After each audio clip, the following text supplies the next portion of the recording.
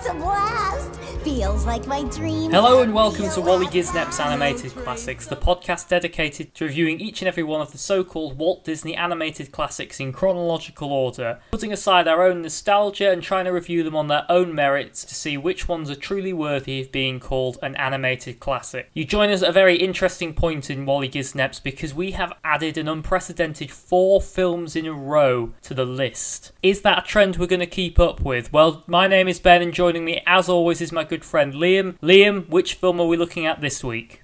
Well, let's maybe rein those expectations in a little bit. A record-breaking 4 films in a row is a good run. Maybe we'll get 5, or maybe this week we're covering Ralph Breaks the Internet, a sequel to 2012's Wreck-It Ralph. And much like that film was a love letter to the classic 80s retro arcade, this film is maybe not a love letter, but certainly a letter to the internet and internet culture. Now, I imagine you went to see this in the cinema. You imagine correctly. I like to think you're not imagining that on a regular basis, because that's a weird thing to be picturing. I mean, imagining you going to the cinema is one thing, but imagining you going week in, week out to watch Ralph Breaks the Internet, I'm not sure if that says more about you or me, really, if I'm imagining that. I mean, definitely you. At the very least, it says more about my opinion of you. So as always, we're going to talk a little bit about the background of the film, as well as our own personal experiences with it. We're going to go through the plot of Ralph Breaks the Internet, decide who we think the sexiest character is, before finally deciding whether we think it's worthy of being added to our own special list of animated classics, Waly Gisnep's Animated Classics. So yes, Liam, you're correct. I did go and see this film at the cinema. How about yourself? This film was smack bang in the middle of a difficult period for me, so it went completely under the radar for me until I think it was only last year when I decided to watch all of the animated classics and fill in the gaps that I first saw this film. So this is only my second viewing, and it's my second viewing in probably less than 12 months, which is not a habit I intend to keep up.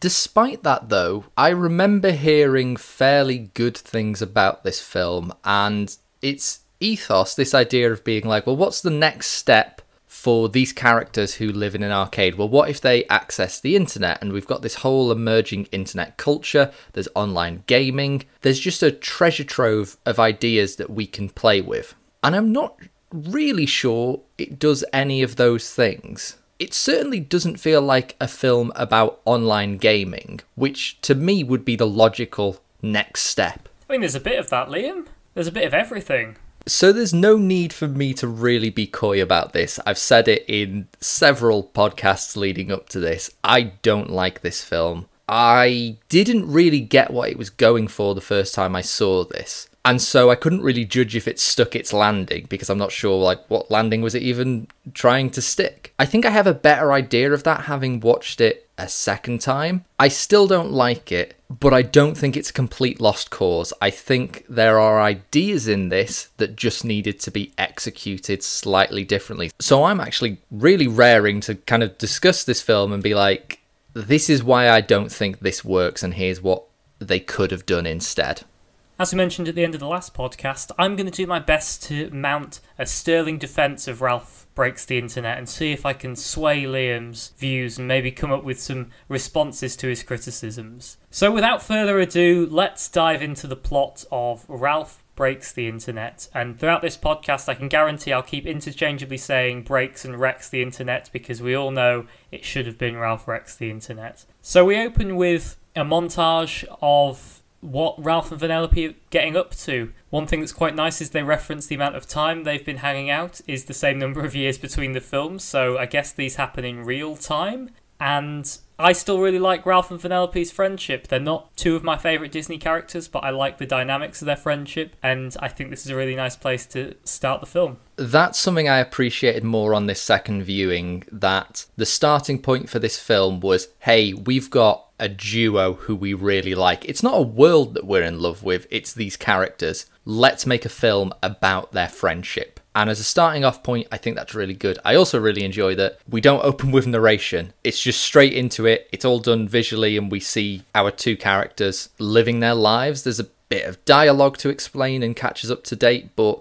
There's not the, hey, I'm Ralph, this is my life. And I think it worked in the first one because they managed to frame it in the form of like the kind of AA meeting for bad guys. But when a film can manage to start without an opening narration, I'm always going to admire that. However, at the end of our introduction, we have this weird bit where Ralph and Vanellope are kind of people watching in the power surge station, and they look on at Zangief and Chun-Li and are discussing whether or not Zangief waxes. And it's this extended bit of dialogue that's very reminiscent of the kind of the linorama that Judd Apatow kind of pioneered and only really evolved into the Joss Whedon Marvel kind of dialogue that we have, where characters are just talking and they're having a conversation and that's the joke. And I don't find it funny. And the thing is, if like me, you don't find that funny, that's the majority of the humour in this film. We are in a post-Avengers world now, and that's where comedy comes from. Characters just having mundane conversations that go on too long and reference weird things. So if you're like me, get ready to buckle in and kind of, well, suffer through the humour of this film. You see, I'd argue there's a lot of other types of jokes in this film, Liam. I don't like the other jokes anymore is the problem. There is one joke I really do like, but I'm going to save that one because you can try and guess which joke I think is a genuinely good joke. We also see that Vanellope and Ralph do want slightly different things. Ralph is just happy with his routine and now he's got a friend. He's genuinely happy. And Vanellope isn't, and she wants something new and exciting. We also establish once again that Sonic the Hedgehog is a fucking smart aleck, because when the titular internet gets installed, everyone thinks it's a new game, but it's actually Wi-Fi. And Sonic starts lecturing them and they're all just like, yeah, cool, whatever. Shut up, Sonic. Not a direct quote. I really enjoyed that Sonic is the character that knows about the internet, though I did worry that if Sonic knows about the internet, does he know about the Sonic fandom? Wow, I can't wait to read reviews of games from the last 20 years. Oh. I would have enjoyed if Sonic had said, that's the internet, you must never go there, and you must never in particular go to DeviantArt, trust me. I will say there are some lines that work for me, though again it's just a quick line, and the problem is that sometimes the joke just goes on. They just keep talking after the joke has been made. And here we get a line I like where I think it's Ralph reacting to the internet and he says, it's new, it's different, therefore we should stay away from it. And again, it's just setting up that character of his, if he's like, I like my routine, I spent 30 years being miserable, I'm finally happy, I'm content, I've reached my happily ever after, and I never want anything to change. Which is a nice opening for a Disney sequel. It's very revival, but it's nice to see them doing. I just wish they'd executed it a little bit better. I mean, there's a certain degree of irony of saying, I'm happy with what I'm doing and I don't want to do anything new in a Disney sequel. But as we say, Vanellope is getting somewhat restless. She's familiar with all the tracks and races and secret routes in Sugar Rush. Ralph, again, puts up with this given his game is just Donkey Kong and is way less interesting and has way less variety. He sneaks into Sugar Rush and decides to build Vanellope a secret track, which leads to Vanellope trying to take control over the players, so the steering wheel starts freaking out. Now, I know we picked apart a lot of the world building you get in Wreck-It Ralph, but I'll hand this to them. They really do try to make the world cohesive and make sense. There's plot holes, sure, but they at least go to the effort of explaining everything. One of the key things in Wreck-It Ralph is you can't not be in your game during the day, because then you won't be there when players go to play it. That is just out the window straight away here, where Ralph has just sodded off to Sugar Rush for a bit. Yeah, it's weird, and I don't know how else they would have done it, because I also disagree with what Vanellope does here, where she wrestles control from the player. And it's like, couldn't you have waited until after the arcade closes? But if she did that, well, there wouldn't be a plot, because the inciting incident where the player ends up breaking the controller wouldn't happen. I guess everyone's now sick of Wreck-It Ralph, and all of the players at the arcade are just like, whatever, so he can just leave whenever he wants. But yeah, doesn't really work. It sets up something that I think is quite interesting, that is basically Vanellope's arc, but they don't execute it very well, and that is that she does not want to be a player character. She wants to be an NPC. She wants free will, which also flies in the face of the first film, where that's basically what she is, and all she wants is to be a racer and to be a playable character, but no one will let her. But then she finally gets that, and she's like, oh, well, I guess I wanted to be a racer, but I didn't want to be a playable character because I don't want to relinquish my free will during daytime hours. That's having a job, Vanellope. And this is kind of the issue, is that's a really interesting idea, but they didn't really want to follow through with it because it's quite existential. And so it's still there. The bones of that character arc are definitely there, but it's just not fleshed out. I mean, it's so light touch that I hadn't even realised that was kind of what her arc's meant to be until you just described it in those terms. And that would have been a way more interesting arc than the confusing one we get with these two characters. As you mentioned, Vanellope and Ralph going off the rails a bit leads to the steering wheel on the machine getting sort of torn off. Mr. Litwack, the owner, comes over and snaps it with his bare hands by accident. I was thinking, man, this old guy's a lot stronger than he looks. Jeez. That's 40 years of pushing around arcade cabinets for you. And like the kid's like, I'm sorry, and he's like, oh, I'll get a replacement. And the kids kind of look it up online with their phones, which is a nice joke that he's like, oh, I don't know where to find it. And they just instantly find one on eBay. And he's like, oh, I can't afford that. And I was like, do you know who can afford that? The kid who broke the game, because you should be charging them for it. He says that $200 is more than Sugar Rush makes in a year, which does make me wonder how on earth he's turning a profit. I can only assume there's a room we never see which just has 1 million pachinko machines in. Yeah, I was wondering about this, because I think we see in the first one that Sugar Rush is 25 cents a play.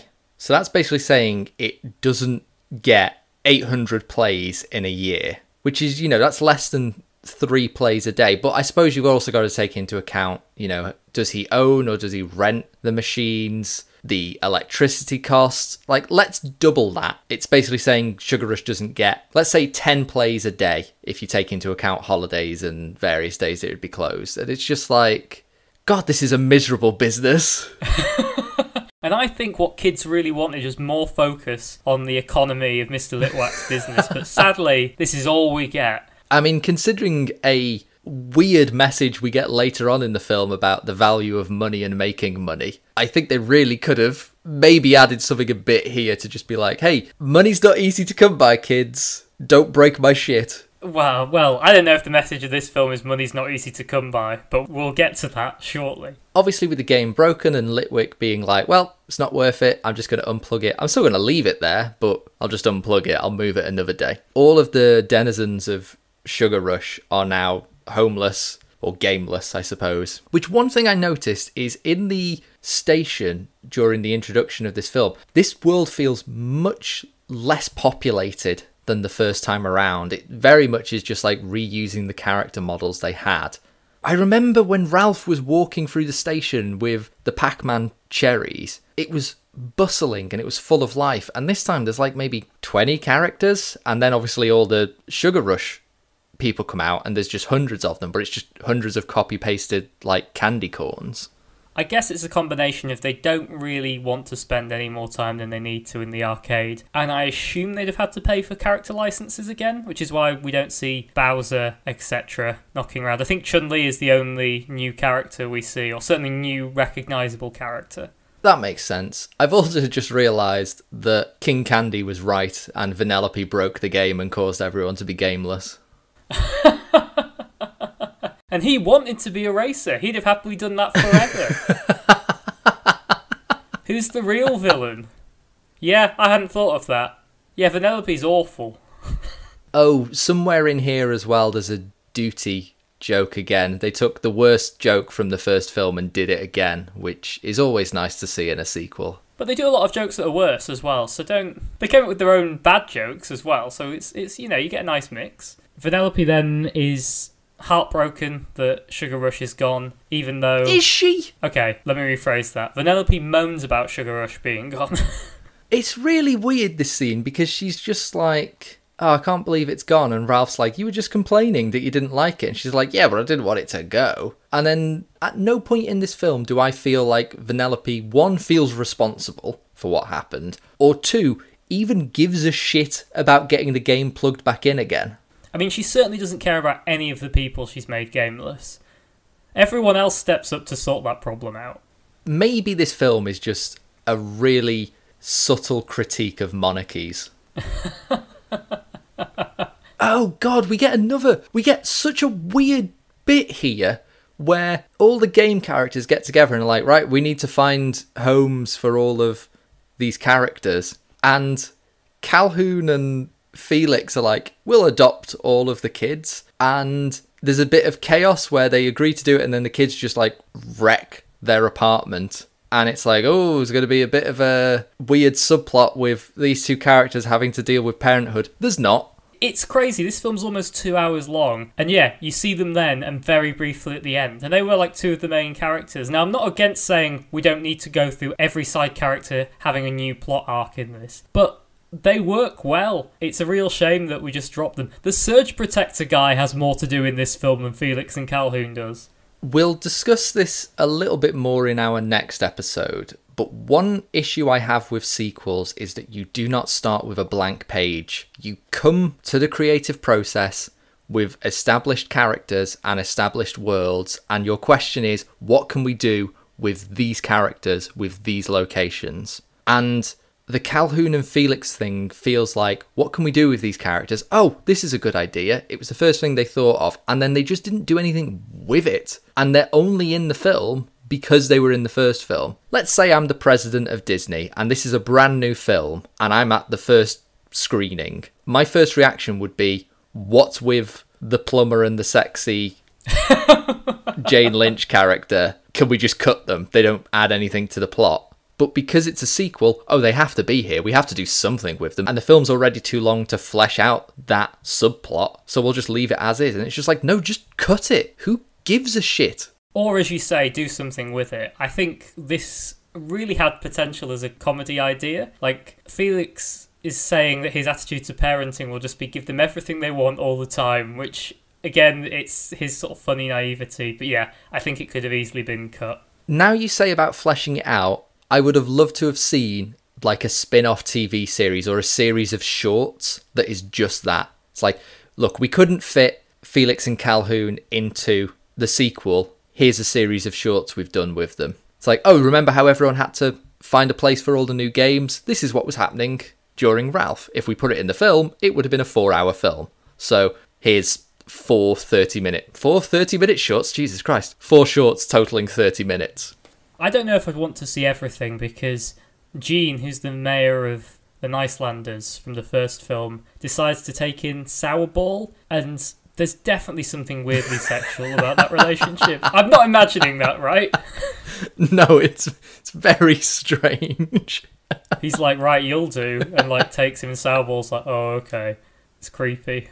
As you say, Vanellope has these weird feelings about Sugar Rush. Her exact quote is, "It was predictable, but I loved it," which I think is my review of Tangled.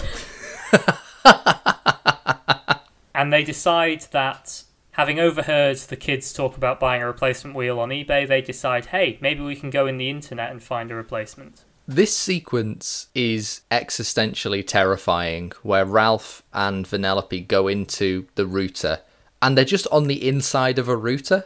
Making me think, like, if Litwick came along and unscrewed it and took the lid off, would he just see a tiny Ralph and Vanellope? I mean, I feel it only gets weirder from that point, to be honest. Though I will say I enjoy Ralph's line when he steps into the router and is like, wow, the internet is a lot less impressive than Sonic described it as.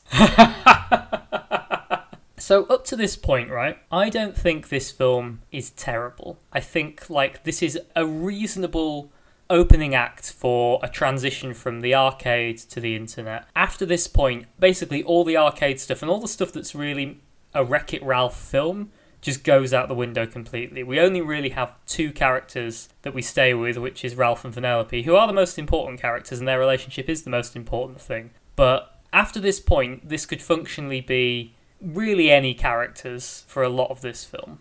I don't think this is a very good setup I don't think there's very many places you can go from we need to buy the steering wheel. I think a better and more focused idea would have been introducing online gaming to the arcade, and all of the characters decide they want to be part of online gaming. But then I suppose that's just the Turbo dilemma all over again, where suddenly Zangief is showing up in online Mario Kart or something.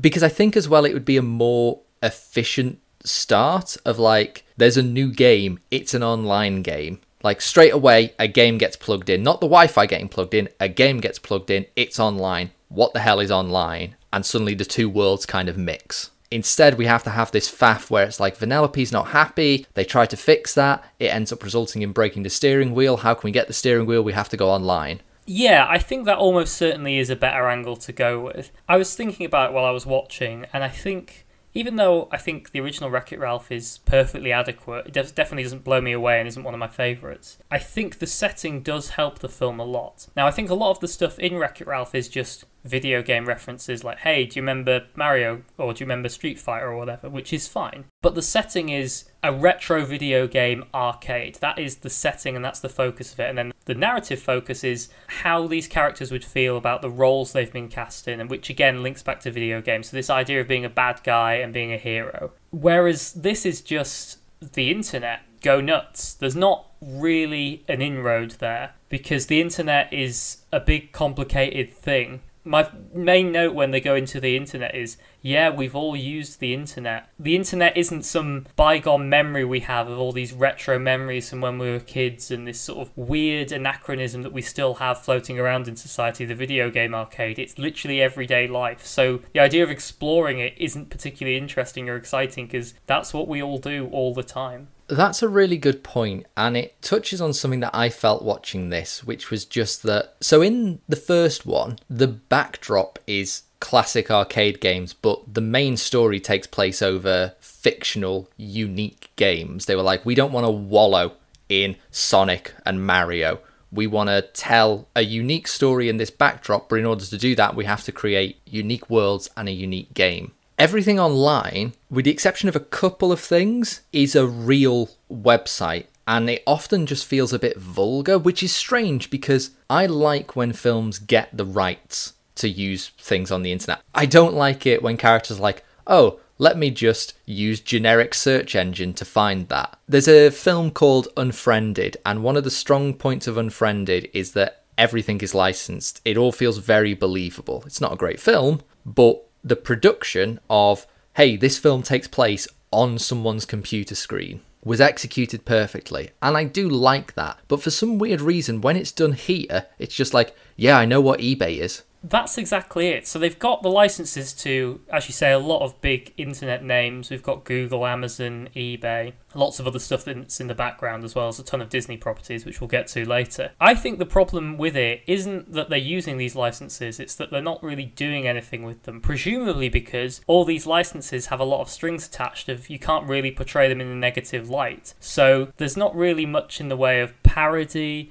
or critique or satire or anything. I suppose we do get a generic search engine, we get a sort of generic GTA Online / Fortnite type racing sandbox game, and we get a rip-off of YouTube, so we kind of get those, but again, I don't really feel there's much insight given on any of those. No, and each of them I feel was done for a specific reason. I think if they could have used Google, they would have, but they wouldn't have been able to have a physical character since Google doesn't have any kind of personification. And I think they were like, right, Google doesn't have a personification. We really need this to be a character. We're just going to have to invent our own. You know, if Ask Jeeves was the dominant search engine, they would have 100% have done that. They wouldn't have had anything to say about it, but it would have been used like that. And again, it's comparing that to the first film where Wreck-It Ralph, Hero's Duty, and Sugar Rush are unique because they need them to be unique, not just because, well, we would like this joke or this character. The YouTube thing is interesting because I feel it was supposed to be YouTube because, hey, they've got Google's rights, I think, in this film. But the issue is how they use it in the film is not how YouTube works, so it wouldn't have made any sense. So they had to create something unique just to shoehorn their plot around it, which is not the same as what they did in the first film. You're telling me YouTube doesn't work by having a little blue woman in an office deciding what's going to go on there? I will say, that critique of the YouTube algorithm is a good start. I think I appreciated that more this time. But yeah, they don't really do anything with it. It's more just that weird likes and money system, which was just what they had left over on the cutting room floor from the first film. They're like, it would be immoral if we said that this was how YouTube worked. I mean, it's immoral the way they do it in this film, but because it's a fictional website, they're allowed to, because they're saying, look, kids, we're not saying you should go on the internet and make 40 grand overnight because that website doesn't exist. Until you're older, and then you can go on OnlyFans, but... Speaking of, when they first arrive... Hang on. When they first arrive on the internet, my first reaction is there is an overwhelming lack of pornography here. I mean, I'm not going to say the obvious thing, Liam, but very clearly this is a children's film. And as we mentioned in our Big Hero 6, there is an ad of Aunt Cass used to advertise sexy housewives in your area. So... I guess that's the nod there. During this opening, when they're kind of going through the internet, which, if you've not seen this film, it's kind of a sort of neon, abstract, skyscraper-filled city, I guess is the way you describe it, and people go around in these little sort of hover car unit things. It's very visually busy. It's one of those things where the amount of work and dedication and attention to detail to animating and just designing these spaces and these visuals is astonishing. Like, clearly an innumerable number of hours has gone into building these. The problem is I find it's a bit too busy. I think maybe it's an opening sequence of going, look how crazy and busy and filled with stuff the internet is good. This is a very weird comparison, but Meet the Robinsons, when we go to the future, we get a little like couple of minute montage of all the wacky things that exist in the future. But it feels like every scene has this, and I find it overwhelming, to be honest. I find less is more, and all we get is more. No, I'd agree with that. I find this a very frustrating film to watch, and how busy it is certainly no small part of that.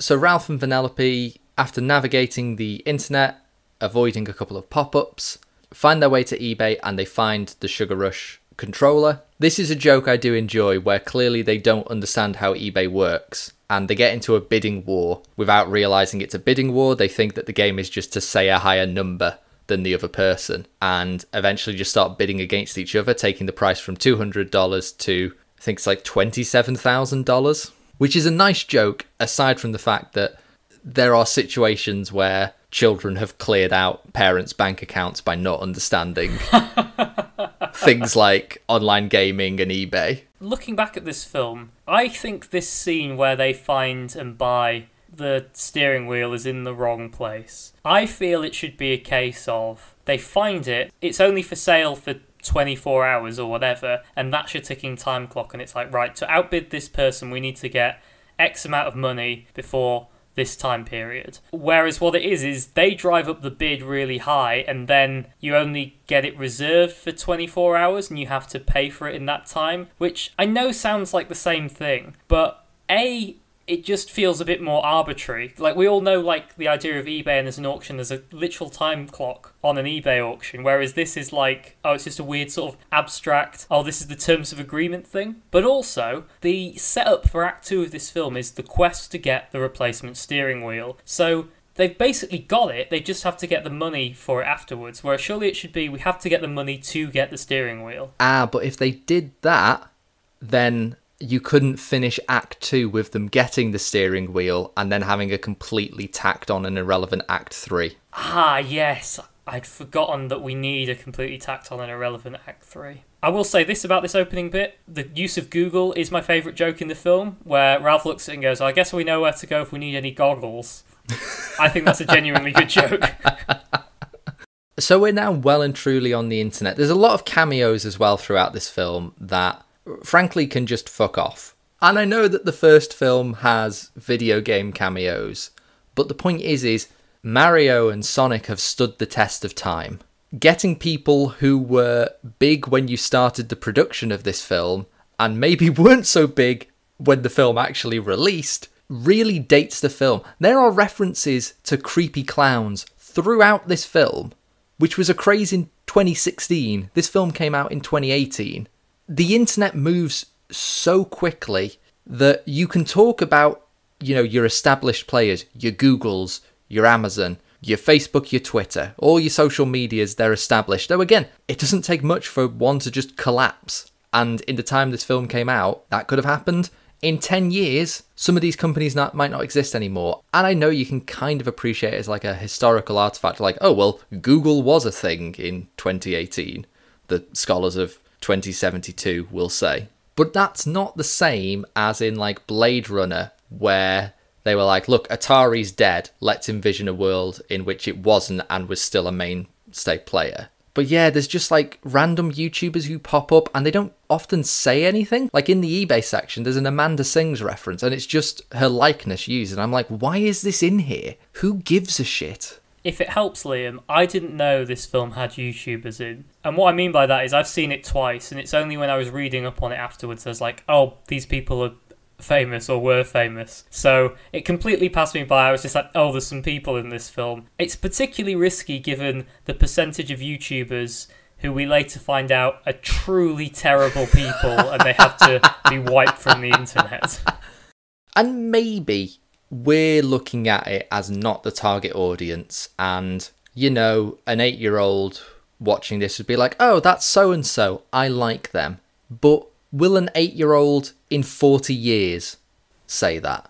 And that's the difference compared to the arcade setting, because there, that stuff is already old. So you're saying, hey, remember Street Fighter 2 from 25 years ago, rather than, hey, remember that thing from 2 years ago? No, I don't.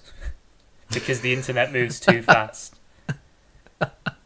I was honestly hoping that Fenton was in this film, because I was like, that was about then, wasn't it?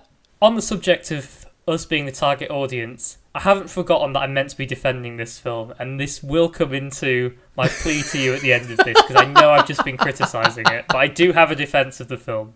I promise. Talking of defence of the film, I've always got time for Bill Hader. Even when he's uncredited? Even when he's uncredited. Obviously, needing the money, they're like, right, we're going to have to find a way of making money. They bump into a pop-up ad in the form of Bill Hader, or voiced by Bill Hader, not in the form of Bill Hader. That would be weird. Who's like, hey, you want to make money on the internet? I'm your guy. And he takes him to his weird back alley office, which is a strange thing to have on the internet, but I get they're going for that sort of shady side of the internet, but then do it again, but better later on anyway. It's a mess. And his solution is, I've got buyers all over the world looking to buy in-game item, what is known as, RMT, the real money trade of video games. Something they're trying to crack down on, but hey, it exists. If you can find these items in these specific games, there are real people who will pay real money for these digital items. And it's weird because since this film has came out, we've really seen the explosion of like loot boxes and what is essentially in-game gambling that has kind of replaced that. So again, a part of the film showing where it, well, not replaced, because actually it's, in fact, no, it hasn't replaced it at all. What it is now you, instead of going into the games to find these items, you just have to go through thousands of loot boxes hoping you will get this one item that is rare and you can sell. Like, oh, I found Cristiano Ronaldo in FIFA, I can sell him now for 500 quid. I spent £800 on packs opening, but hey, this is fine. What's particularly weird is this character, who I think is called JB Spamley or something along those lines. Obviously he's set up to be incredibly shady, as all the pop-ups are, but what he's saying is legitimate and he genuinely helps them. So he's like, you can get rich playing video games, and it turns out you can, and he'll help you do that, and it's all fine. I was like, that's not a good message to kids, is that pop-ups do exactly what they say they do and are never cons. So I'm happy to touch on this here, but I think this film is really lacking a villain. And here was the first of several great contenders. And maybe it's a revival thing of being like, oh, you think it's going to be a villain, but it's not. But it's like, this is a pop-up ad. Why are you trying to humanise this fucking pop-up ad? Make it the villain. Everyone already hates them. My housemate periodically walked in while I was watching this film, knowing that this was late in the Disney revival and we've had a chain of twist villains over the last few films. And he kept saying, are they the twist villain? And I was like, well, the twist is there's not really a villain. We don't have a villain, but we do have a Gord, who I will say I have way too much time for a character that appears in about 30 seconds of the film. I think it's one of the few examples in this film where that irreverent, just weird, what's this wacky thing type humour works well, because they don't really draw attention to it, it's just there. I don't know what he is or what he's about. Just a weird little creature in a jumper with extendable arms and massive eyes. I was watching this with a friend of mine, and the appearances of Gord were the 2 times she laughed during the entire film. Since they need the money quickly, Spamley points them towards a game called Slaughter Race, which is kind of a GTA Twisted Metal type sandbox racing game. Also with overtones of the Fast and the Furious films, because, hey, they were super popular at the time, so let's put references to family in it. To be fair, they are inexplicably popular now. They've always been popular, and they've always been terrible. I think that they are on the way out. I think that the audiences who love them, and I have nothing against the people that love them. I know a lot of people who love them for just being like big, cheesy nonsense, which is, they never claim to be anything else. But as soon as that becomes super popular, the studio sets in and is like, right, people want big, cheesy nonsense. Let's make it bigger, cheesier, and more nonsensy. And people are suddenly like, this feels a bit forced. Which is what we saw over the last 12 months where, you know, you go on your social medias. That sounded very old to say, but I couldn't think. You turn on your social medias, you put some coal in, and turn the engine on. And you saw a lot of stealth adverts for the Fast films that were just making like memes about family that people would share because it's like, oh, those films about family, aren't they? And it's like, this was literally made by the company for you to share. It's just free advertisement on your behalf. What the hell are you doing? So I think we very much have hit the peak of it and it's on its way out. And as a result, in 10 years, this sequence will be dated. Yeah, I'd agree with that. I think one thing they do okay-ish, which again I think feeds into your point about they should have focused more on the online and gaming aspect, is we see a couple of players trying to steal Shank's car, which is the incredibly rare and valuable item that Spamley sent them to get. And we kind of see the players in real life and their avatars. I think in much the same way the Niceland animation was quite nice. I think the online MMO movements of them kind of constantly turning and like spamming jump and stuff. Again, it's been done to death by various video game parodies, but I think it's fairly accurate. They nailed it, and I'm really glad they nailed it. It's one of the strong points of the film, and I would have loved to have seen more. And again, that really feeds into Vanellope's I don't want to be a player character arc, and I want to be an NPC. And there's this distinction in this game between the players and the NPCs, but they don't do much with it. I feel the more you talk about it, the more compelled I am by that idea. Like, the dialogue practically writes itself, right? You just have a say, oh, when I'm in that arcade cabinet, I get to have one player every few days, I was going to say, but that, to be fair, does seem to be the case in that place. Whereas then she can be like, with this game, I can have thousands of players all at once, you know. It's not hard to kind of make her arc quite identifiable, because we all want lots of players. I don't know what that means. So we get this extended chase sequence where they manage to steal the car. Oh, but not before Shank and her crew have this extended Linerama bit where they talk about TED Talks and stuff. And it's just, I hate it. I hate the dialogue in this bit. Ralph knocks on the door and is like, oh, I'm here to repair. And then Vanellope steals the car. And then there's just this extended action sequence, which is fine. Yeah, it's one of those where, like, again, you can't fault the quality of the animation in this film. We are criticising this film, but let me be clear, this looks, from a technical perspective, amazing, and the direction is incredibly dynamic. This is a well-executed car chase, but it's not particularly interesting. Like, I don't think it's definitely not funny, and the stakes are quite arbitrary. Again, I think we're just a few too many degrees separation of what is being fought for, because it's like, oh, okay, well, all we have to do is get this car, because then we can give that back to the guy who will then give us the money, so we can go to eBay to get the steering wheel, and then we can send that back, and then it turns the game back on, and then everyone can go back home. We don't get any visualization of that, and again, that's another reason where Felix and Calhoun could have been used to be like, we can't cope with this, we need these characters to have a home again, or something like that, something to ground us as an audience to be like, that's what's at stake, we can see it, whereas what we see is Vanellope's like,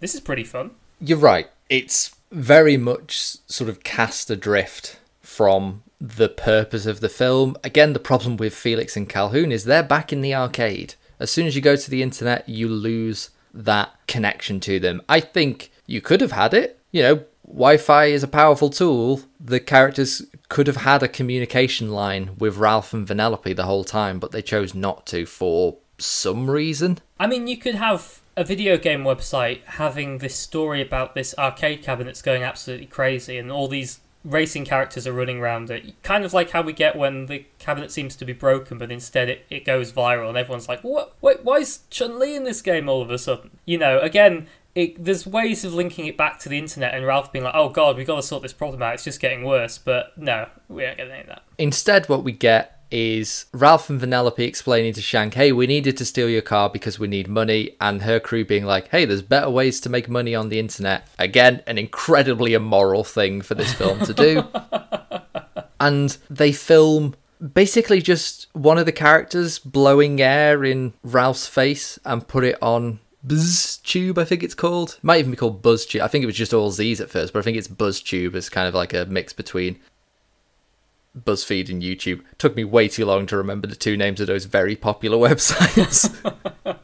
Hey, at least they focus on popular websites. Imagine if the whole plot was about the rise of Vines. Well, that's the weird thing, is they're not making YouTube videos. Because what happens, to jump ahead, is Ralph decides that he can make money making videos like this, and he basically makes Vines. And I'm like, why didn't you make it more of a Vine than a YouTube? And again, the answer is because you can't actually make money on Vine. There's no advertisement. You make money by getting popular and then having other revenue streams, but that takes more than 24 hours. Okay, well, let's talk about this time limit then. So, after failing to steal Shank's car, they go to BuzzTube and they meet Yes, who's little blue woman who runs the social media from her office. And she gives them some hearts, which are basically likes, which she explains are by some abstract method converted into currency. And she also gives them both smartphones, which blows my mind that a website can give a video game character a smartphone that works while it's in the arcade, but fine, I guess. And she tells them that basically they're just going to have to copy everything that's popular. Now, when they go there, E-Boy shows up and says, you've got 8 hours left. So we've got, our ticking time clock has gone from 24 to 8 hours. And so, again, I know I care about the time frame in this film and the filmmakers don't, but some of the stuff we then get is very confusing. At one point, Ralph says he's had a pie in the oven for 6 hours. And only 2 hours have gone by. Now, I know no one else cares, but it annoyed me, damn it. Well, I was wondering about how time passes in the internet, because when they're first checking out at eBay, they're in a queue. They're in a massive queue, to be entirely frank, and I'm like, first of all, that's not how eBay works, but... It's how Ticketmaster works. I assume that what the implication was is that time is moving very, very quickly on the internet. It's like, we're dealing with nanoseconds. Because even when Ralph goes from one website to another, it takes like 10 seconds. And I'm like, it's instantaneous. What's going on here? He's flying across the internet. And again, it felt like it was just, you know, taking the micro of the internet and blowing it up to the macro and being like, well, obviously traveling across would take, 400 nanoseconds. And we see that in like a longer time frame. But the world is just badly realized is what I'm getting at. I mean, the implication is it took about 10 hours to steal Shank's car, which means that chase sequence went on for absolutely ages. That or Spamley lived really, really far away. I mean, he kind of lives in the dark web, so I guess that makes some kind of sense, but also it makes no sense, so... One thing that Ralph says during this conversation with Yes is, I'll just copy whatever's popular, and I thought, that's ironic coming from this film. I enjoy that joke of basically saying, how can I become popular? Just copy what everyone else is doing. But again, there's no real commentary behind that. I also really hate Yes. I think that as far as the character goes, she serves almost no purpose in the film. She has nothing to say. Whereas considering that the YouTube algorithm is one of the most despised algorithms on the internet, you really could have done something here, whereas her purpose is that she has decided to help Ralph and does everything in her power to do so. And with the full power of the algorithm behind him, he gets popular on the internet. And I'm just like, okay, this is just one character they didn't need to do. This has nothing to say. If you weren't going to go down the route of the virus and the spam being the bad guys, who are maybe the obvious choices, I think yes, or a character equivalent to that would be a better choice. There's a moment later on where Ralph goes to the comments section and sees people saying, "Oh, I remember Wreck-It Ralph, I used to love that game." And then other people are just saying, "I hate him, he's fat and he's ugly and I hate him." And she's like, "Oh yeah, comment sections are bad." It feels like there should be more weight on this, because that's never kind of revisited. There's not really any repercussions from that. Whereas if she was like, "I don't care, you're making money for me, so I don't care that you're going to have to put up with all this hate and death threats and people taking the mick out of you." Like, to me, that feels like a more obvious choice, because that's certainly for children, that is the dark side of the internet. Obviously, there's some very dark aspects to the internet, but in terms of what's real and identifiable in terms of social media, that's the dark side of it, and it's not really touched on. You're absolutely right. And the whole comment section is so funny to me because it serves no purpose. It's not part of Ralph's character arc. It's not like he was like, "Hey, I'm going to be popular on the internet so people like me again." And then he goes in and it's like, "Oh, actually, people don't like me. They're just making fun of me." And there is a difference between being popular and being liked. But that's not his arc. He doesn't care that people are being mean to him. He's got the money for the steering wheel. Literally, the only person he cares about, and he says this, is Vanellope. But that was always his view. Yeah, there's never a point where Ralph could stop doing what he's doing, but he's like, no, I'm getting all these likes, I want to keep going. He's like, as soon as I've got this, I'm going to stop. I mean, you say that this section with the comment section is pointless. It's a comment section. Of course it's pointless. And if you agree, make sure to comment on this video. So yeah, yes, could have been more villainous. They didn't really know what to do with this character of the algorithm. Weirdly enough, if you've watched Space Jam: A New Legacy, that has a villainous algorithm and is a comment about algorithms where it's like, this is perfectly designed to be popular and it's cynical and it's soulless, and that makes it the villain. Hang on, and that's the villain in Space Jam, because that is Space Jam. Well, this is the weird hypocrisy of Space Jam, is it almost feels like self-critical, like a kind of, this is what people want to see, fine, you have it, but it's not that at all. It's just one big advert for Warner Brothers. It's so strange. Which, speaking of one big advert for the company that has made it, oh boy. So, around this time, I can't work out exactly when I wrote this, but I've just written, "Why is it so boring?" Not in reference to anything in particular. So Ralph gets to making all these kind of meme-worthy videos, and Vanellope is sent out as a pop-up to encourage people to go. Again, sending us very mixed messages about pop-ups. And to keep her safe, Ralph sends her to the safest part of the internet, the princesses, which of course is part of Oh My Disney. This whole section of the film can fuck off. Okay, so I know your idea about the transition from old-fashioned gaming to online gaming was kind of the direction you saw this film potentially could have gone in and could have worked. For me, my idea was that you spend a lot more time in this area, but you do it in a much more critical and reflective way. So basically, Vanellope goes around and sees a bunch of Disney-acquired properties. So obviously Disney characters, but we've got Pixar, we've got Marvel, we've got Star Wars, and she just runs around and they're all there, and it's like, we've got all these things. That's it, right? There's no criticism there, whereas I feel it could have been so much more deconstructive. And there's opportunities to be like, so we see like Nick Wilde and Baymax, and like, obviously we see all the princesses we'll get to in a sec. This is an opportunity to go, hey, how do these characters interact in real life? Characters that we'd never meet, you can do stuff with. And that's kind of what the Kingdom Hearts games are, right? They're kind of twists on these different ideas, and what if these characters interact in these different ways? But yeah, we don't get any of that. I never thought I'd be the one saying I wish it was more like Kingdom Hearts.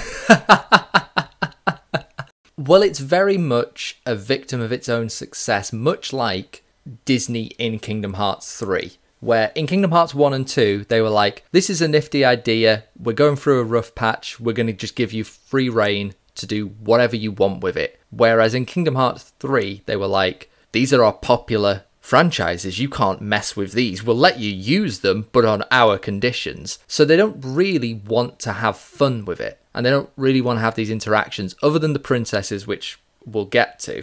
But yeah, this whole sequence is soulless and cynical. It's like what people criticised the recent Space Jam movie for. Like, things are just there. I think the only thing that kind of works as a joke is Vanellope's on the run and runs past Grumpy, and of course Grumpy tries to turn her in, because he hates women. Because he hates women and apparently hates children.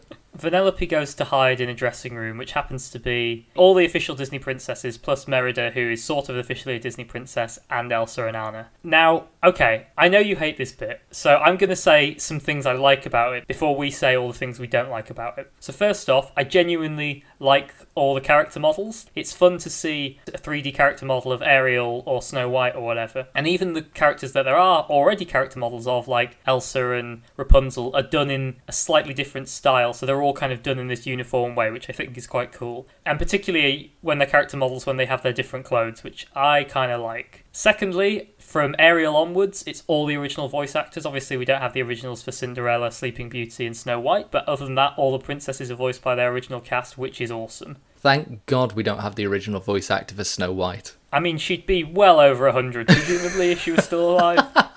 Well, thank God we don't have someone trying to replicate that nasal nails on a chalkboard voice. And I feel like I had another positive thing to say about this sequence, but it turns out I don't.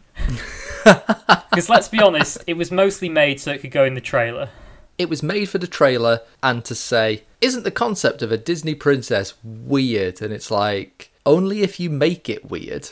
Okay, I've remembered the other thing that's good. I didn't like it because I was like, these characters don't really behave like this. I don't think Belle would be like, I've got daddy issues and Stockholm syndrome. I don't really think that's how Belle sees herself. The description I've heard is this is the Oh My Disney fan versions of these princesses. These aren't the real versions of these princesses. Yeah, I was wondering watching this film. Again, it's that existential question of who are these characters? Like, is Wreck-It Ralph Wreck-It Ralph? Like, the actual character, or is he a copy of him? And I suppose the same goes for the princesses. Like, these aren't the princesses, these are a digitized, uploaded embodiment of those princesses. So, yeah, I'll allow that. My problem with this sequence, and frankly it's a problem I have with Vanellope overall, and this is what my friend said watching this, is there's this huge demonization of femininity. We're only really now coming out of the tail end of the whole not like other girls trend, where there was this big pushback against girly girls, and it never really felt like feminism led by women. It felt like old men writing feminism, essentially. Like, hey girls, you can be anything. You don't have to be a pretty petite princess. You can be a badass racer if you want. And then the girls could be like, well, what if I want to be a pretty princess? And they're like, nope, that's for girly girls. You're not like other girls. And all of the princess section is just that. Like, we're more than just our, pretty exteriors. We're also badasses. And it's like, you don't have to be a badass. Mulan is a badass.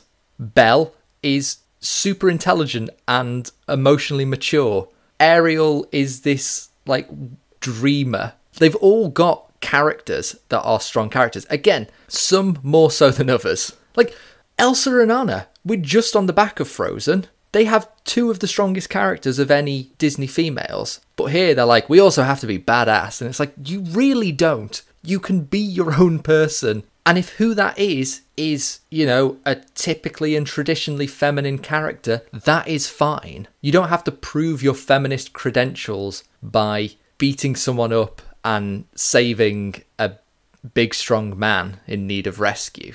I always feel that the best critiques and subversions of the Disney princess trope are done very sincerely by Disney, not cynically done by Disney, and this very much falls into the cynical category. I'd put Enchanted in that group as well.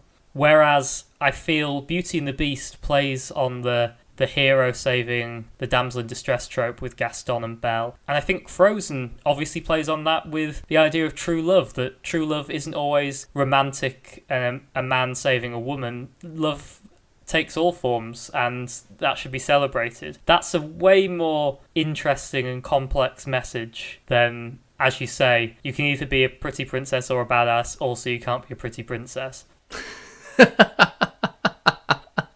I'll say this, even though I hate the idea of it, there's a bit where Ariel sings a parody of Part of Your World, and even though I hate that as a joke, man, Jodi Benson can still fucking smash it. 30 years later, and I was like, oh, this is the best part of the film, Jodi Benson singing for 4 seconds. I love that they had all of these voice actors and were like, we need to make a joke about singing. Which one of them should we get to sing? And I could just imagine the room just universally being like, well, obviously it's Jodi Benson.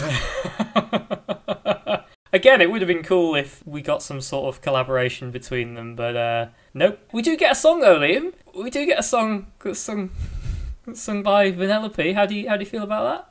Unsurprisingly, I think this song can fuck off.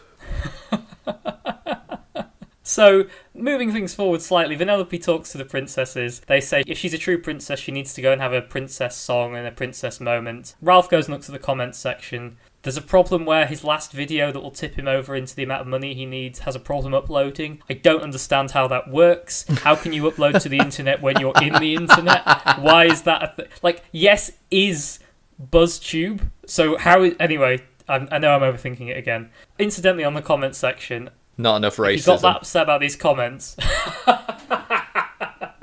I was going to say, if Ralph got that upset about these comments, I hope he never sees this video. So we have nothing good to say. God, the comments are so mild. It's like, oh, I hate this stupid guy.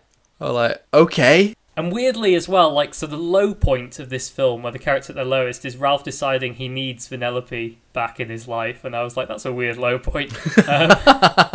Because again, he hasn't turned away from her. If they wanted to do this, have Ralph become obsessed with internet fame. In trying to help his friend, he loses his way and is like, actually, I've got all the friends in the world now. I've got millions of subscribers. I don't need Vanellope. And then it's like, well, actually, your subscribers don't mean anything. They don't like you. Or at least the 10 comments as a sample would suggest that. And he's like, oh, I abandoned my one only friend. But that's not what the film does. I brushed over the song Vanellope sings. I really don't have anything to say about it. It's one of the most cynical things I've ever seen. It's the parody we just talked about with the Disney princesses turned up to 11, where it's like she's singing a kind of Disney princess song, but instead of being in sort of magical wonderland, she's in this sort of horrible post-apocalyptic video game. Again, I feel there's more insightful versions of those in very sincere Disney films. I feel Let It Go is way more subversive. It's so strange because I think obviously they're going for an I Want song, but it doesn't really work as that. It's more just like, this place is sweet. And it's like, okay, I guess. And again, my whole feeling towards Vanellope is that I have no sympathy for her. This is all her fault. And that arc that they should be going for about her free will and wanting to be an NPC, I can't get on board with because all she actually cares about is the environment she's in. She's like, Sugar Rush is boring. This is cool. I'm not like other girls. And I'm just like, fuck off, Vanellope. This isn't a character arc and this isn't a song. I hate this. I'd actually blocked it out. I forgot this was in the film. I wish I could forget it again. And at the end of the second act then, Ralph has paid for the steering wheel. The film's over. It happens off screen. This is the setup for, right, we've got to get this steering wheel to save Sugar Rush. And then Ralph's just like, oh, I sorted that out. Where's Vanellope? But at this point, there's still like 30 minutes left of the film. It might even be more. There's not, because it's longer than that, and I know because I wrote the time down. So Vanellope's not there. Ralph calls her. She's got her smartphone set to a weird mode where it'll automatically answer, but the person's on mute. Okay, I guess. And he sees and hears her talking to Shank, and Shank's like, I don't really know what Shank says, to be honest. It has my favourite piece of animation where Shank always has her sleeves rolled up and she has to pull them up slightly, which if you roll your sleeves up, you'll know you have to do periodically. And I was like, good attention to detail. Fair play, put it on the photocopier list.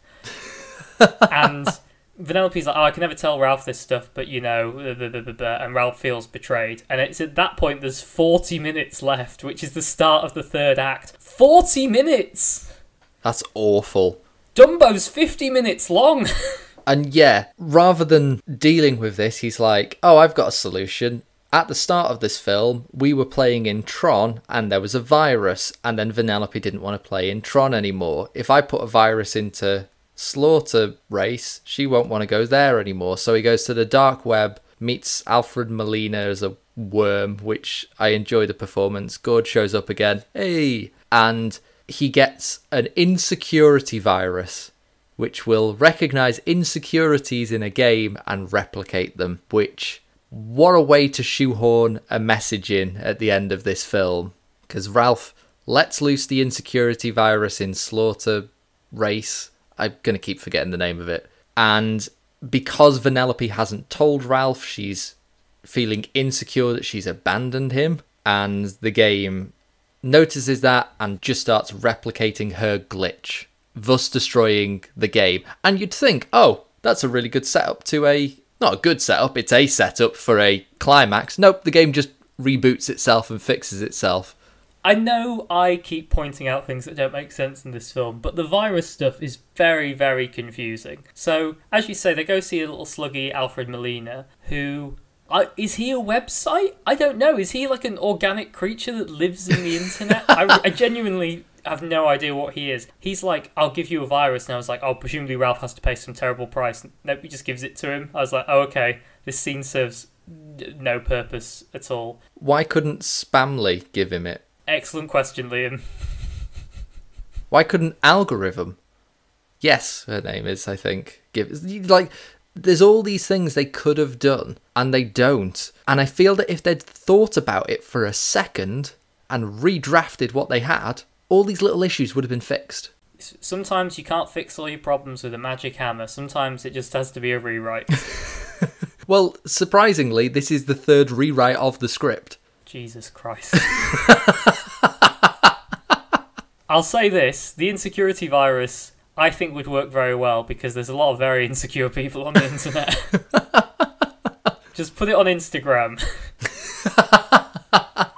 Within a week, the internet is flooded with pictures of me alone at my birthday.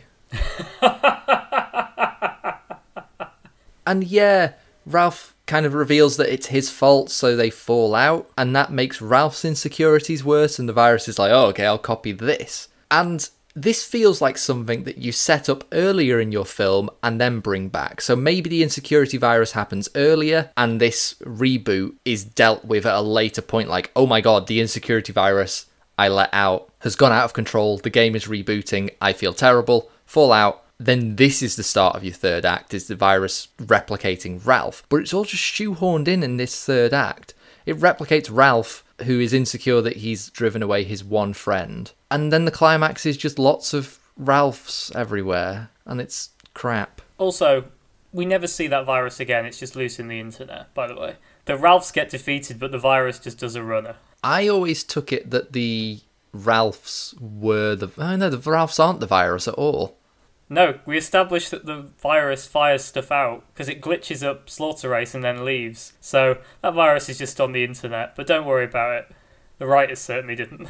This film is a mess. I have one positive about this final act, which is that the giant Ralph looks great. It looks disgusting, but it looks great. Clearly, very taxing piece of animation to have all of these independent Ralphs come together and make a big Ralph. We get this whole sequence where the big Ralph steals Vanellope. It's very King Kong, and Ralph sort of stands up to it. It's just like, you can't take her, you have to let her go and be her own person, thus resolving his insecurities. The virus is defeated. Okay. All of this was introduced and resolved in the third act. It doesn't work. Yeah, given how much stuff is crammed into this film and how long it is, it's crazy that none of this is set up earlier in the film. And I find this message so incredibly confusing. So basically the message is that it's good that Ralph and Vanellope are friends, but Ralph was being a bit too clingy because she wants to go into Slaughter Race and he wants her in his life and to go back to his routine. Which isn't a terrible tension, I guess, but it's so at odds with so much of the world building from the first film. One, if Vanellope dies in Slaughter Race, she's dead. They do address that later on where there's a throwaway line about they've added her code in. Again, must be very confusing for the developers that just the character appears in their code. But fine, I guess. These games have got hundreds of people working on them. Everyone would have just been like, oh, someone else did that, whatever. And as we've established, all the hundreds of characters that lived in Sugar Rush are homeless, which is bad, but Vanellope doesn't care about any of that, which it's just very hard to identify with her. The message is like, it's good to be friends, but don't be too friendly, but you can be friends in different ways, which is a weird message because a film about the internet could have so many very strong messages about people aren't always what they seem, or, as we've talked about, fame is not the same as being liked, and all this other stuff which are genuinely valuable messages for young people on the internet, and also actually make sense. And that's Wreck-It Ralph, I think. I mean, you joke. That is basically what happens. Yeah, we get this conclusion where Ralph's like, I'm sorry for being so clingy, I'll let you go. The game's fine, the game will be fine without you, you can go to Slaughter Race. They have this long distance kind of friendship where they're still in touch via the smartphone. Again, terrifying. And there's also this line where Ralph's like, oh, I finally joined Zangief's book club. And I don't remember that being mentioned or set up earlier, which they could have done, because what this is telling us is Ralph is no longer dependent on his, quote, one friend. The arcade accepted him at the end of the last film. He could have had all the friends he wanted, but he just kept, turning away from them and saying no, because he's just like obsessed, like, I just need my one friend in Vanellope. So set it up, have, the characters invite Ralph to tapas earlier on, or the book club, and he says no. Because he's, maybe he's anxious, they didn't like him in the first one, he still doesn't really feel comfortable with everyone, and he's like, I don't need to change, I'm happy, I've got my friend. If you want an example of this done well that you'll know, the first Toy Story film is almost that exact plot, right? Woody's not been got rid of because Buzz has arrived. He's just no longer getting Andy all to himself. And it's his inability to cope with that. And by the end of the film, it's like, well, I love Andy, so I'm happy to share him with Buzz. That's a very simple way of doing that story. You've done a great job of defending this film, by the way, Ben. Okay, my defence is coming, I promise. Although, as you say, so we end on this sort of phone call of Ralph and Vanellope talking to each other. I actually find it just quite sad because we talked about, one of the things we really liked about Wreck-It Ralph is the ending moment of he's gone from the worst part of his day when he's being thrown off the building to becoming his best part of the day because he can look across at Vanellope with pride and think, that's my best friend. And, it's not a dress, but, that's just undone now. Ralph doesn't have that anymore, which is just quite sad to damage his arc from the first film. But at the end of this phone call, he closes the smartphone, but you don't really see it, and it's just like a clack noise. And I honestly thought it was someone starting to slow clap from off screen, and they were going to walk on and go, oh, well done, Ralph. And then we introduce a villain 10 minutes before the end of the film. Or it's Nick Fury recruiting him. We do get a couple of post-credit scenes, actually. One of which I don't like, where it's very self-referential. We see a young girl in the backseat of a car and her mum is driving. By the way, she looks really weirdly like baby Moana. I don't know if that's deliberate or not, but she does. Possibly, because I know the mother is voiced by Nicole Scherzinger again. That would make sense. And the mother basically says, oh, did you like the film? Referring to the film we've just watched. And she's like, yeah, it was alright, but there was a scene in the trailer that wasn't in the film, which I will admit is a pet peeve of mine. I've always hated when something is in the trailer and is just cut from the final version and they're making a joke about that, but then the mum is like, oh, whatever, just play your game and shut up, or something to that effect. I feel when films do that, that's kind of a form of gaslighting, because afterwards you watch the film on DVD and you're like, wait, I remember something, but it's not here. I still get that whenever I see the TV cuts, well, I suppose the theatrical cuts of the Lord of the Rings films, where, because I'm so used to seeing the extended versions, I'll be watching it, and then by the end of the film, I'm like, something was wrong. But then, yeah, the scene from the trailer happens here, and it's this horrifying bit where he's force-feeding a bunny, and it's not okay. Ralph kills a bunny. But it's alright, because it's a video game bunny. And it makes baby Moana cry, which is as funny as it sounds. The post-credit sequence, though, maybe it was because I just watched a 2-hour film that I didn't find funny, but the post-credit sequence actually made me laugh, which is it opens and it says, and now for a sneak preview of Frozen 2. And then a little mouse appears and you've got to click here, you click here, and then it just cuts to Ralph in place of Rick Astley singing Never Gonna Give You Up. And I was like, yeah, I'm surprised they didn't do this earlier in the film, but of course it had to be there. Only problem with it is it just goes on too long, and rather than singing, Ralph starts talking and being like, why are you all still watching? You can go home. And it's just like, nope, the joke is Rick-rolling, end of film. It's well executed. The integration of Ralph into it is really well done. Like, it's shot for shot. that music video. I mean, I feel it's kind of, in some ways, exactly how this film should end, which is, fuck you, here's a reference to the internet, bye. And that's Wreck-It Ralph. Sorry, Ralph wrecks the internet. Sorry, Ralph breaks the internet. But before we decide whether we think Ralph Breaks the Internet is worthy of going on our list of Waly Gisnep's animated classics, and I finally mount my defence of this film, Liam, is there anything else we need to talk about? There is just one thing. We need to decide which character we think is the sexiest in all of Ralph Breaks the Internet. As always, we are referring to characters who are excessively or unnecessarily sexualised for a family entertainment film. And I think we have a fairly easy time with this film. You told me when you were watching it that it'll be nice and quick and easy. I still think there's a couple of contenders. It sort of depends how willing we are to flex the rules. But, Ben, who is the sexiest character in Ralph Breaks the Internet? And is it Shank or is it Chun-Li? Now, I think Shank is the character who is overly sexualised the most. She's your very stereotypical badass. She's played by Gal Gadot, and let's be honest, they've very closely modelled it on her, and she plays Wonder Woman for a reason, right? I will say, and obviously this is an animated film, so I suppose it goes without saying, but Gal Gadot is much sexier than this character. Yeah, but Gal Gadot's much sexier than most things.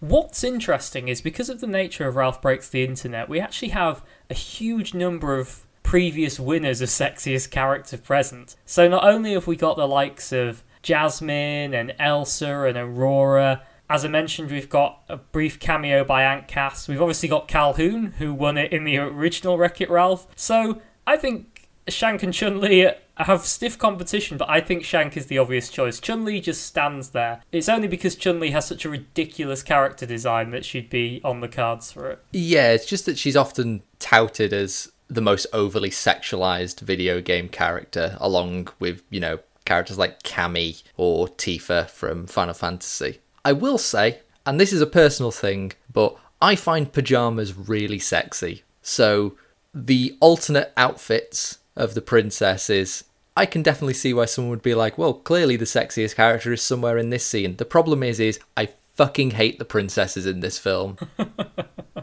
Oh god, we didn't talk about that horrible rescue sequence they have at the end where Ralph is falling and they all have their part to play. And it's just so horrible. The fact we didn't talk about it speaks volumes, I think. So, with a hotly contested debate about who is the sexiest character, we are left with only one more decision, and that is whether Ralph Breaks the Internet is worthy of going on our list of Waly Gisnep's animated classics.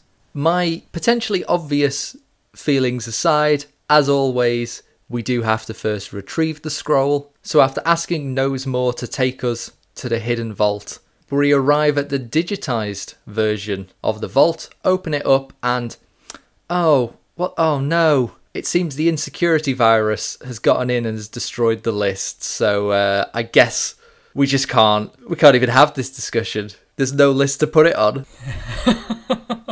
Liam, we both know that's a lie. If the Insecurity Virus got to the list, the only things it would have seen would have been The Rescuers and Atlantis.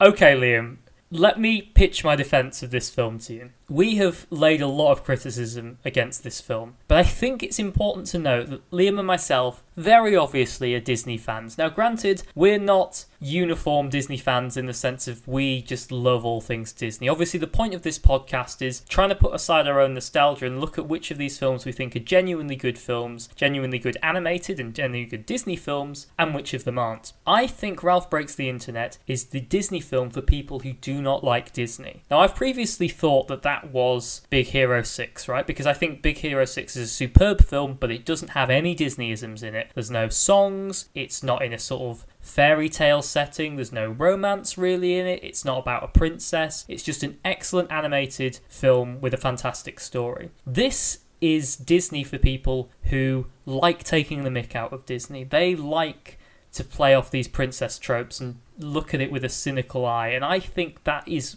who this film appeals to. The question is if you look at it through that lens and go, all the stuff that we moan about with the princesses and whatnot. If you were that person, would this film be a classic for you? No. And it's a no for a very simple reason, which is that even with all that considered, the film is a narrative mess. Even if you take the cynicism out of this, it doesn't work as a story. Our two lead characters do not have well set up and fulfilling arcs. And both of them could have had good arcs. As I've said, set up that Vanellope wants her free will back. Being a racer wasn't what she thought it was going to be. And she just wants the freedom. She just wants to race. And she can do that online as an NPC. But in order to do that, she has to go online. And suddenly, Ralph's arc of like, well, if she goes online, I'll lose my one friend. And then it's like, well, I have to let her go. And actually, the arcade has accepted me now. I have lots of friends. But then with that arc for Ralph, how do you then do?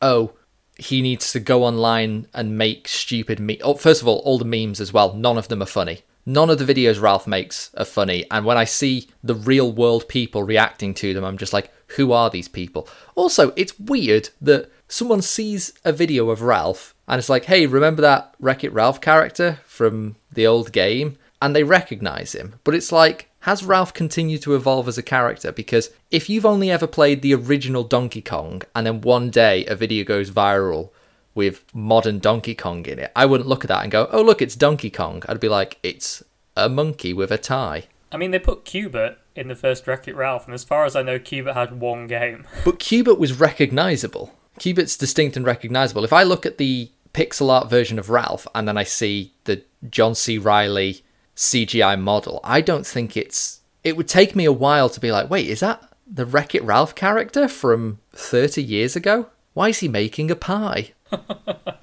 It was obviously a slow news day because this gets into breaking news somehow.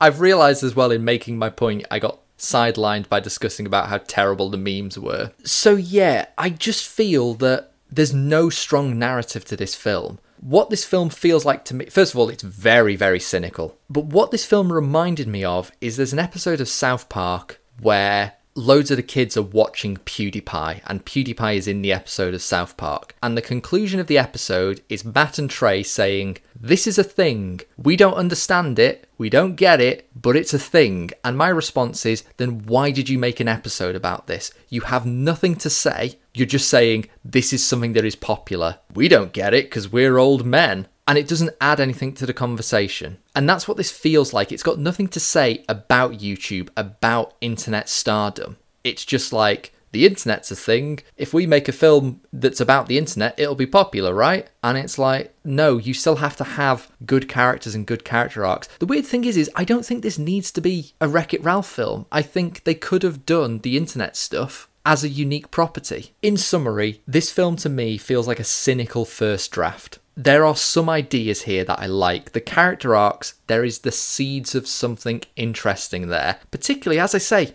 we're doing a Disney sequel. The jumping off point is, well, what happens after Happily Ever After? And the answer is, well, Ralph is happy, but what about Vanellope? Is she happy? What if both of them aren't happy? How do we deal with that? That could be interesting, so much so that they kind of tried to do that in our next film, the What Comes After a Happily Ever After. But they didn't do it here, and I don't know what they were going for. So not only do I not want this to go on the list, I'm going to be very clear on this. This is, to me, the single worst animated classic. Wow. We've had contenders in the form of The Black Cauldron and Dinosaur before, where those are just bad films. And we've also discussed, like, what is the worst thing a film can be? Whether it's worse for a film to be boring or it's worse for a film to be bad. To me, it's worse for a film to be cynical. The Black Cauldron is like watching a train wreck. It's just executed very poorly and there's no real substance there. Dinosaur is like watching a truck slowly reverse off a cliff. That'd be way better to watch. Ralph Breaks the Internet is like being stuck in traffic with your friend's dad who's taking you home after you pissed yourself at a sleepover. Because, like, that's who it feels like. It's made by old men trying to relate to an audience they don't understand. These creators have no love or nostalgia for the internet in the way they had love and nostalgia for retro video gaming. And the end result is a cynical mess, and I fucking hate this film. Whilst I don't think I share the strength of your feeling about this, all your criticisms I completely share. I feel if this was a really good piece of world building with a mediocre set of characters, it would be potentially interesting, which I kind of feel is what we get in the first Wreck-It Ralph, where they do some really solid world building and then the character stuff is okay. Alternatively, if it was really strong characters, then it kind of doesn't matter what world it's in.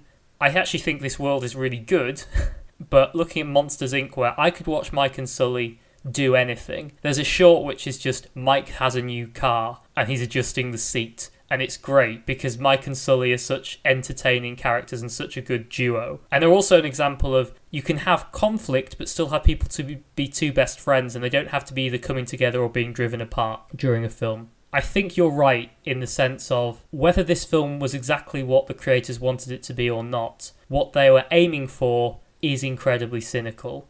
And as a Disney fan, having someone tell me that Disney is stupid is never going to rub me up the right way. I think it's a bad film, it's a narrative mess, and I don't like it. So with that, Ralph breaks the... We can't even get the name right. No, they couldn't get the name right. We got the right name. They called it the wrong thing. So Ralph Breaks the Internet has not made the list of Waly Gisnep's animated classics, thus breaking the record streak. But of course, those are just our opinions. As I said when I first saw the reception to this film, a lot of people like this film. They don't love it, but a lot of people really like this. Am I alone in my seething hatred for this cynical mess? Or is there a redeeming film here? As always, we love to hear your opinions on these films, particularly whether you think it should have made the list and what you liked or didn't like about the film, and of course your opinions on the sexiest character. Which princess do you think looks the best in pyjamas? Waly Gisnep's Animated Classics is available on SoundCloud, Spotify, a selection of other podcast hosting platforms, and a special enhanced version on YouTube, where we also post memes, edits, discussions, and content relating to a variety of animated films. And speaking of animated films, there are always more to talk about, although not necessarily always more Disney films. Liam, which film are we looking at next time? Disney were really keen on sequels during this period, and whilst they may not have pulled it off with Wreck-It Ralph, next time we are looking at the follow-up to arguably Disney's most successful film and franchise ever. We're looking at Frozen 2, a film that, like Ralph Breaks the Internet, I only saw fairly recently, so I am really keen to revisit this and see whether it's got that staying power to become a nostalgic classic, not just for me, but also for the list of Waly Gisnep's animated classics. With that, all that's left to say is thank you very much for listening. We really do appreciate it wherever you choose to do so. So remember to give Frozen 2 a watch and join us next time for Waly Gisnep's Animated Classics.